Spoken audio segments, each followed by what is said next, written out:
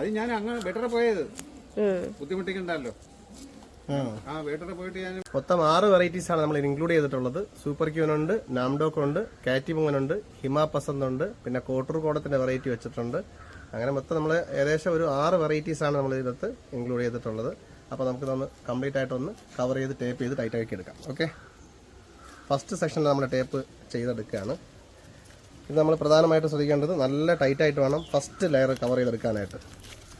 അങ്ങനെ ടൈറ്റായിട്ട് കവർ ചെയ്യുമ്പോഴാണ് സയോണുകൾ അനങ്ങാതെ സ്ട്രോങ് ആയിട്ട് ഇരിക്കാനുള്ള ഒരു വഴിയൊരുങ്ങുന്നത്. അങ്ങനെ ഇരിക്കുമ്പോഴാണ് ഇതിന് ഗ്രാഫ്റ്റ് പിടുത്തം കൂടുതലുണ്ടാവുള്ളൂ. അത് ഗ്രാഫ്റ്റ് ഏതൊക്കെ ഭാഗങ്ങളാണ് നമ്മൾ ചെയ്തേക്കുന്നത് ആ ഭാഗങ്ങളെല്ലാം നല്ല രീതിയിൽ നമുക്കൊന്ന് ഫുള്ള് കവർ ചെയ്ത് ടൈറ്റ് ചെയ്തെടുക്കാം.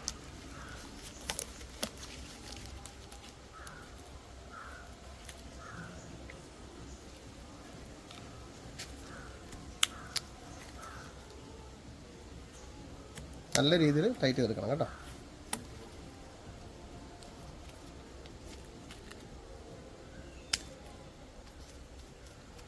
ഒരു സെക്ഷൻ നമ്മൾ ടേപ്പ് ചെയ്തിട്ടുണ്ട്. ഇനി നമുക്ക് ഒരു സെക്ഷനും കൂടെ ടേപ്പ് ചെയ്യാനുണ്ട്. അത് നമുക്ക് കവർ ചെയ്തതിനു ശേഷം ഒന്നുകൂടെ ചെയ്യാം.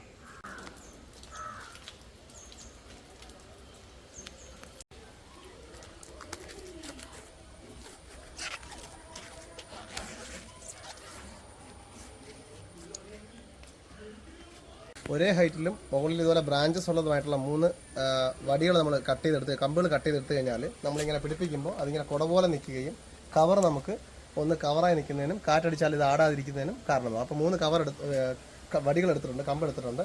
അത് നമുക്ക് വ്യത്യസ്ത ദിശകളിൽ ഒന്ന് ഫിറ്റ് ചെയ്ത് കൊടുക്കാം.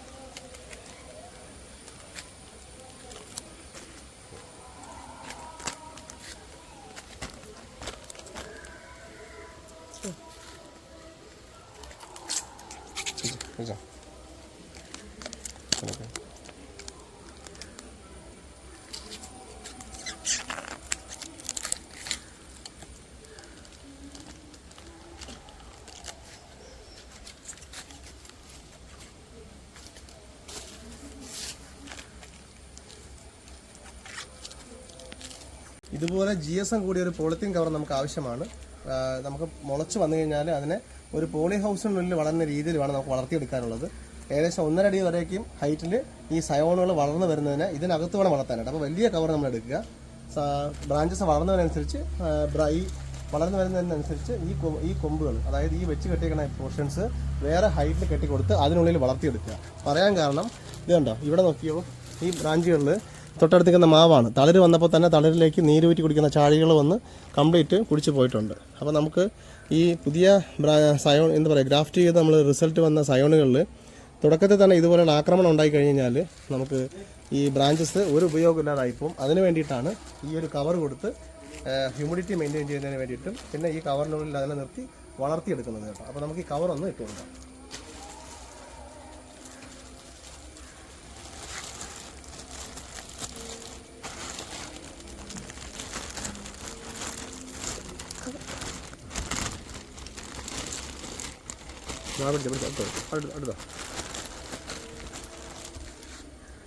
നമ്മൾ ട്രാൻസ്പെറൻറ്റ് കവർ ഉപയോഗിക്കുകയാണെങ്കിൽ ഇതിനുള്ളിൽ തന്നെ നടക്കുന്ന എല്ലാ പ്രോസസ്സുകളും, ഇത് വളർന്നു വരുന്ന രീതികളും, ഏതൊക്കെ സയോണുകൾ പിടിച്ചിട്ടുണ്ട്, ഏതൊക്കെ സയോൺ സെറ്റായിട്ടുണ്ട് എന്നുള്ള എല്ലാ കാര്യങ്ങളും നമുക്ക് അറിയാൻ കഴിയുന്നതാണ് കേട്ടോ. ഇത്തരത്തിൽ നമ്മൾ വലിയ കവർ ഉപയോഗിച്ച് കഴിഞ്ഞാൽ സയോൺ വളർന്നു വരുന്നതിനനുസരിച്ച് കൊമ്പുകൾ ഉയർത്തി കെട്ടിയതിന് ശേഷം നമുക്ക് ഇതിനുള്ളിൽ തന്നെ വളർത്തിയെടുക്കാൻ കഴിയുന്നതാണ്. അപ്പോൾ നമുക്കിതിനെ ചുറ്റിലും ഒന്ന് കവർ ചെയ്ത് നല്ല രീതിയിൽ ഒന്ന് കെട്ടിക്കൊടുക്കാം.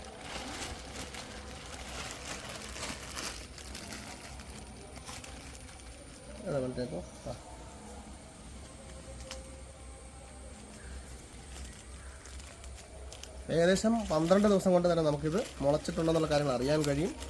12 ദിവസം കൊണ്ട് മുളച്ച് കഴിഞ്ഞാൽ ഏകദേശം 15ാമത്തെ ദിവസത്തോടു കൂടി നമുക്കിതിൻ്റെ മുളച്ച് വന്നിട്ടുള്ള സയോണുകളിലെ ആ ഒരു സിപ്പപ്പ് കവറുകൾ ഉള്ളിൽ നിന്ന് ഇത് അഴിച്ചു മാറ്റി നീക്കം ചെയ്തതിന് ശേഷം നമുക്ക് സയോണുകളെ നല്ല രീതിയിൽ കൊമ്പുകളായിട്ട് വളരാൻ അനുവദിക്കാൻ വേണ്ടിയിട്ടുള്ള തയ്യാറെടുപ്പ് നടത്താവുന്നതാണ്.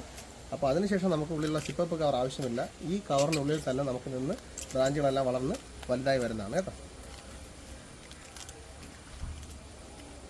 ഓൾ ടുഗദർ നമ്മുടെ വർക്ക് ഇവിടെ ഫിനിഷ് ആയിട്ടുണ്ട്. ഇതാണ് ബാർക്കി ഗ്രാഫ്റ്റിങ്ങിൻ്റെ ഫസ്റ്റ് സ്റ്റേജ് ഇവിടെ പൂർത്തിയായിട്ടുണ്ട്. ഇനി നമുക്ക് 2 ഘട്ടങ്ങളാണുള്ളത്. ഒന്ന് സയോൺ വളർന്നു വരുന്നതിനനുസരിച്ച് ഇതിനുള്ളിലെ സിപ്പപ്പ് കവർ മാറ്റുന്ന പ്രൊസീജിയറാണ് 2ാമത്തെ ഘട്ടം. എല്ലാ സിപ്പപ്പ് കവറുകളും മാറ്റി കഴിഞ്ഞാൽ 3ാമത്തെ ഘട്ടം ഈ കവർ ഉയർത്തി കെട്ടി അതിനെ വളർത്തുക എന്നുള്ളതാണ്. ഫൈനൽ സ്റ്റേജ് പറയുന്നത് ഈ കവറിനെ ഒഴിവാക്കി അതെങ്ങനെയാണോ എന്നുള്ള രീതിയിലാക്കിയിട്ട് നമ്മൾ ഇൻസെക്ടിസൈഡ് അടിച്ചു കൊടുക്കുക എന്നുള്ളതാണ് കേട്ടോ. അപ്പോൾ ഇതിൻ്റെ ഡീറ്റെയിൽഡ് വീഡിയോ നമ്മൾ ഓൾറെഡി യൂട്യൂബ് ചാനൽ ചെയ്തിട്ടുണ്ട്. അതിൻ്റെ ലിങ്ക് കമൻറ്റ് കൊടുക്കുന്നുണ്ട്, ആവശ്യമുള്ളവരൊന്ന് കയറി കാണുക. അപ്പോൾ നമ്മൾ അന്ന് ചെയ്ത ഗ്രാഫ്റ്റിൻ്റെ റിസൾട്ട് ആയിട്ടുണ്ട്. നമുക്ക് എങ്ങനെയാണെന്നുള്ളതൊന്ന് ചെക്ക് ചെയ്ത് നോക്കാം. അപ്പോൾ നമ്മൾ കവർ അഴിച്ച് മാറ്റിയിട്ടുണ്ട്. നമുക്ക് ഏകദേശം ഇവിടെ നോക്കുമ്പോൾ തന്നെ കാണാൻ കഴിയും ഇത് വെച്ച ഗ്രാഫ്റ്റുകളെല്ലാം തന്നെ സക്സസ്ഫുള്ളാണ്. ഒരുപാട് ഇനങ്ങൾ നമ്മൾ വെച്ചിട്ടുണ്ടായിരുന്നു, ഏകദേശം 5-6 ഇനങ്ങൾ വെച്ചിട്ടുണ്ടായിരുന്നു. അതിൽ ഏകദേശം എല്ലാം തന്നെ നല്ല രീതിയിൽ മുളച്ച് നല്ല അടിപൊളിയായിട്ട് വന്നിട്ടുണ്ട്. അപ്പോൾ ഇനിയിപ്പോൾ നമ്മൾ ചെയ്യാൻ പോകുന്നത് ഈ സിപ്പപ്പ് കവറിനെ മാറ്റി കൊടുത്തതിന് ശേഷം നമുക്ക് എന്ത് ചെയ്യാം, വലിയ കുറച്ച് കവറ് കുറച്ചുകൂടെ ഹൈറ്റിൽ കെട്ടിക്കൊടുത്ത് പെസ്റ്റിൻ്റെ അറ്റാക്കുകളിൽ നിന്ന് മാറുന്നതിന് വേണ്ടിയിട്ട് ഒന്ന് സേഫ് ആവുന്നതിന് വേണ്ടിയിട്ട് ഒന്ന് പ്രിപ്പയർ ചെയ്ത് കൊടുക്കാം. മീഡിയം സൈസ് പ്ലാന്റുകളിലൊക്കെ ഏകദേശം ഒരു 5-6 വർഷമായ പ്ലാന്റുകളിൽ നമുക്ക് ഏകദേശം ഒരു 10-15 ദിവസം കൊണ്ട് തന്നെ റിസൾട്ട് ആവും. ഇതിൽ റിസൾട്ട് ആയിട്ടുണ്ട്. പിന്നെ നമുക്ക് ഇതിനകത്ത് ഗ്രാഫ്റ്റ് ചെയ്ത് വിജയിപ്പിക്കുന്നതിലല്ല കാര്യം, ഇതിനെ ഒന്ന് പരിപാലിച്ചെടുക്കുന്നതിലാണ് കാര്യം. അതിന് നമ്മൾ ഇതിനോടൊരു പാഷൻ വേണം. നമുക്ക് എപ്പോഴും നമ്മൾ ശ്രദ്ധിച്ച് അതിനെ വളർത്തിയെടുക്കാനുള്ളൊരു ശ്രമം നമ്മൾ നടത്തണം. അങ്ങനെ ആകുമ്പോഴാണ് നമുക്ക് കൂടുതൽ ഇത് നമ്മളിത് ഗ്രാഫ്റ്റ് ചെയ്യുന്നത് എന്തിനാണ്, പെട്ടെന്ന് മാങ്ങ കായ്ക്കാൻ വേണ്ടിയല്ലേ. അപ്പോൾ നമ്മളൊന്ന് പരിപാലിച്ചെടുത്തു കഴിഞ്ഞാൽ ഇത് പെട്ടെന്ന് തന്നെ നമുക്ക് റിസൾട്ട് കിട്ടും കേട്ടോ.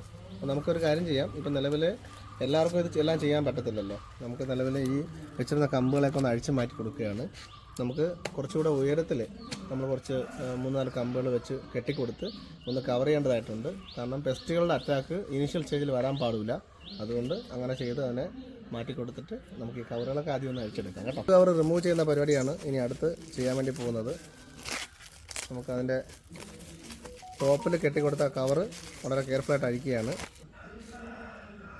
ഒരു ബ്ലേഡിൻ്റെ സപ്പോർട്ട് നമുക്ക് വേണ്ടി വരും. കാരണം വലിച്ചെടുക്കുമ്പോൾ സയോൺ പൊട്ടിപ്പോകാതെ ഇളക്കണമെങ്കിൽ ബ്ലേഡ് നമുക്ക് ആവശ്യമാണ്.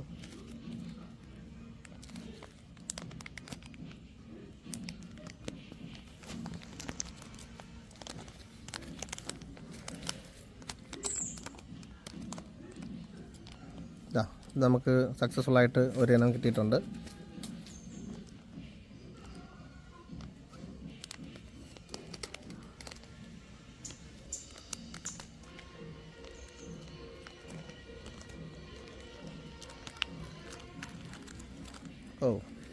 അടുത്ത സയോണിന് ഭയങ്കര ഗ്രോത്താണ് കേട്ടോ. അതായത് ഭയങ്കരമായിട്ട് ഒരുപാടധികം ബ്രാഞ്ചുകളായിട്ടാണ് വളർന്നു വന്നിട്ടുള്ളത് രണ്ടാമത്തെ സയോൺ. നമുക്ക് അടുത്ത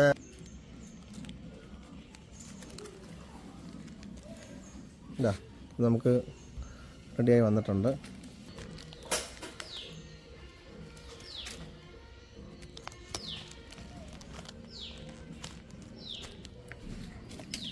നമ്മൾ കുറച്ചധികം വയ്ക്കുമ്പോഴാണ് ഏതെങ്കിലും ഒന്നൊക്കെ മിസ്സാവും. പക്ഷേ ഇതിൽ പച്ചപ്പുണ്ട്. പക്ഷെ നമുക്കിത് കൂടുതൽ ഇനങ്ങൾ ഇരുന്ന് കഴിഞ്ഞാൽ ഇത് കൺജസ്റ്റഡ് ആവും. അപ്പോൾ നമുക്ക് ഇപ്പം നിലവിൽ 1, 2, 3, 4, 5 വെറൈറ്റീസ് ഇതിൽ സക്സസ്ഫുൾ ആയിട്ട് പിടിച്ചിട്ടുണ്ട്.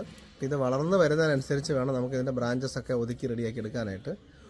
ഇപ്പോൾ നമ്മുടെ ഇനിഷ്യൽ സ്റ്റേജ് ഇവിടെ പൂർത്തിയായിട്ടുണ്ട്. നമുക്ക് കുറച്ചധികം വെറൈറ്റി കിട്ടിയിട്ടുണ്ട്. നമുക്ക് കാറ്റിമോൺ കിട്ടിയിട്ടുണ്ട്, ഹിമാപസന്ത് കിട്ടിയിട്ടുണ്ട്. ഇത് ഹിമാപസന്ത് കേട്ടോ. ഹിമാപസന്ത് കിട്ടിയിട്ടുണ്ട്, സൂപ്പർ ക്യൂൻ കിട്ടിയിട്ടുണ്ട്, കുളമ്പ് കിട്ടിയിട്ടുണ്ട്. അങ്ങനെ കുറച്ചധികം നല്ല വെറൈറ്റീസ് നമുക്കിതിനകത്ത് സെറ്റായി കിട്ടിയിട്ടുണ്ട്. ഇനി ഇതിൻ്റെ വളർച്ച വളർന്നു വരുന്നതിനനുസരിച്ച് ഇതിനെ ബുഷാക്കി നമ്മൾ ഈ കെട്ടിടത്തിൻ്റെ മേലേക്ക് പോകുന്ന രീതിയിലാക്കണം. അങ്ങനെ ആകുമ്പോഴാണ് ഇതിൽ എന്താ പറയുക, മാങ്ങകളൊക്കെ ഒത്തിരി ഉണ്ടാകും. നല്ല വെയിലുള്ള സ്ഥലമാണ്.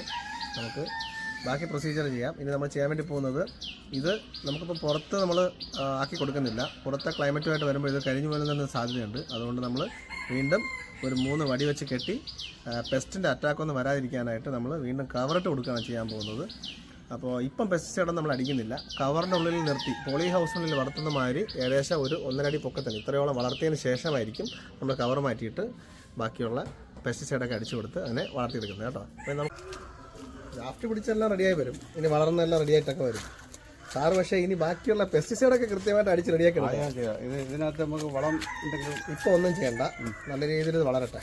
വളർന്ന് ബ്രാഞ്ചൊക്കെ ഇപ്പോൾ നമുക്കിത് ഈ സ്റ്റെം ഉണ്ടല്ലോ, ഇതിന് ഓൾറെഡി നല്ല വളർച്ചയുണ്ട്.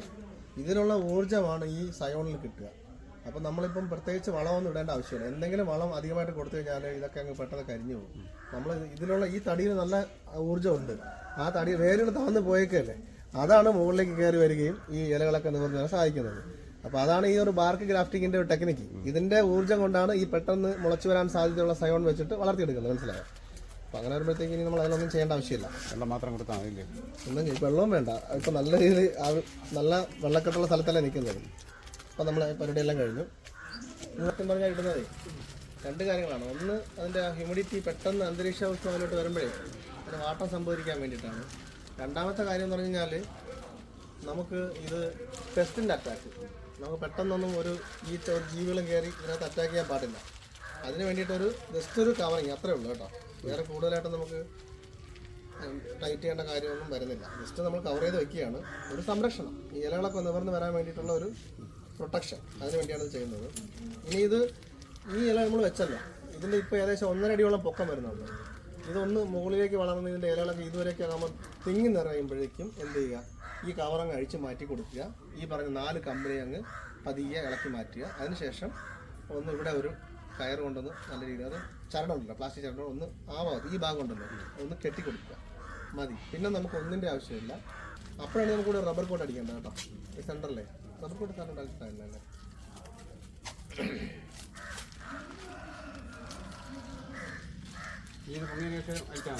ഏതാണ്?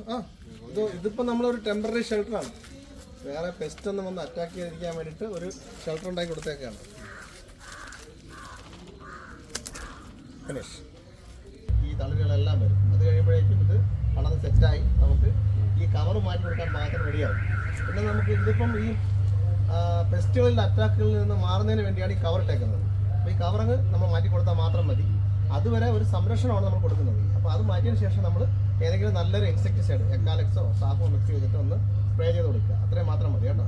പറ്റിയാണെങ്കിൽ നമുക്ക് ഇവിടെ കുറച്ച് റബ്ബർ കോട്ടും കൂടെ അടിച്ചു കൊടുക്കാം, വെള്ളം ഇറങ്ങാതിരിക്കാൻ. അതോടുകൂടി സെറ്റാവും. അത് ഇളക്കിയതിന് ശേഷം മതിയല്ലോ. അത് മതി. നമുക്കിപ്പോൾ ഏകദേശം ഒരു 5 വെറൈറ്റിയിൽ പിടിച്ചിട്ടുണ്ട്. നമുക്കത് നല്ല രീതിയിൽ വരും. ഏകദേശം സാറിൻ്റെ ഈ ഒരു കെട്ടം കണ്ടോ, അതിൻ്റെ മേലേക്ക് വന്നു കഴിഞ്ഞാൽ നമുക്കൊരു 2 വർഷം കൊണ്ട് തന്നെ അതിനകത്ത് അങ്ങനെ വയ്ക്കാൻ പറ്റും കേട്ടോ. നമ്മുടെ സർവീസൊക്കെ എങ്ങനെയുണ്ട്? അതുകൊണ്ടാണല്ലോ നമുക്ക് മനസ്സിന് പറഞ്ഞ 15 ദിവസം, ഇന്നിപ്പോൾ 14 ആയുള്ളൂ. അതെ 14 ദിവസമേ ഉള്ളൂ. അപ്പം നമ്മൾ കണ്ട് 8-9 ദിവസമായപ്പോൾ മുള വന്ന് പിന്നെ നമ്മൾ നോക്കിയിട്ട് നമുക്ക് പിന്നെ കാണാൻ ഒക്കത്തില്ല. കാരണം എന്ന് പറഞ്ഞാൽ ഈ ഹ്യൂമിഡിറ്റി നിൽക്കുന്നതുകൊണ്ട് കാണാൻ പറ്റത്തില്ല. ഇന്നലെ ഞാൻ നോക്കിയപ്പോൾ 4 എണ്ണേ ഉള്ളൂ. ഇപ്പം എല്ലാം ആയിട്ടുണ്ട്. പെട്ടെന്ന് വന്നുണ്ടോ, വളരെ പെട്ടെന്ന് തന്നെ എല്ലാം വന്നു. ഇതിൽ ഈ ഒരു വെറൈറ്റിയാണ് നമുക്ക് ഏറ്റവും കൂടുതൽ ബ്രാഞ്ചുകൾ വരുന്നത്. അപ്പോൾ അത് നമുക്ക് വളരുമ്പോൾ അത് കുറച്ച് പൊക്കത്തിൽ വളരും. അപ്പോൾ അതിൻ്റെ 1-2 ബ്രാഞ്ച് നമ്മൾ വളരുമ്പോൾ ഒന്ന് കട്ട് ചെയ്ത് കൊടുക്കണ്ടേ. അപ്പോൾ നമുക്ക് ഇതിനെ ഇനിയും വരാം, നമുക്ക് റെഡിയാക്കി എടുക്കാം കേട്ടോ. ഓക്കെ, അപ്പോൾ കേട്ടോ.